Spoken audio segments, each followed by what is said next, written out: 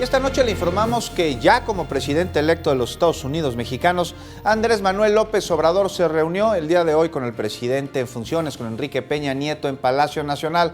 Conversaron sobre seguridad y paz, así como también de la creación de la Secretaría de Seguridad. Y precisamente para ampliarnos los detalles, en el lugar, en Palacio Nacional, se encuentra nuestro compañero Héctor Mendoza, con quien nos enlazamos telefónicamente.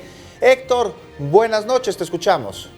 Hola Juan, muy buenas noches, te saludo con mucho gusto. Como bien dices, estamos aquí en el Palacio Nacional, donde tras la reunión que tuvo López Obrador con el presidente Enrique Peña Nieto, el presidente electo ofreció un mensaje a medios, donde destacó que en el marco de la transición que dijo ya inició ayer, desde la entrega de la constancia en el Tribunal Electoral del Poder Judicial de la Federación, dijo que conversaron en buenos términos y con respeto en cuanto al tema de la paz y la seguridad en el país, que dijo preocupa mucho a los mexicanos.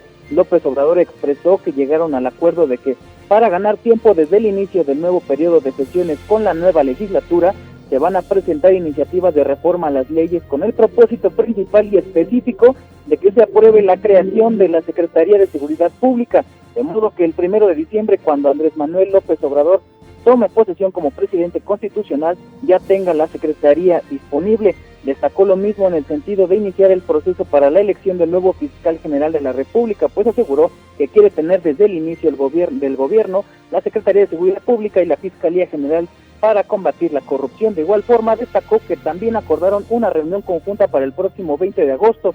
Dijo que la reunión será del gabinete actual con el gabinete del gobierno entrante.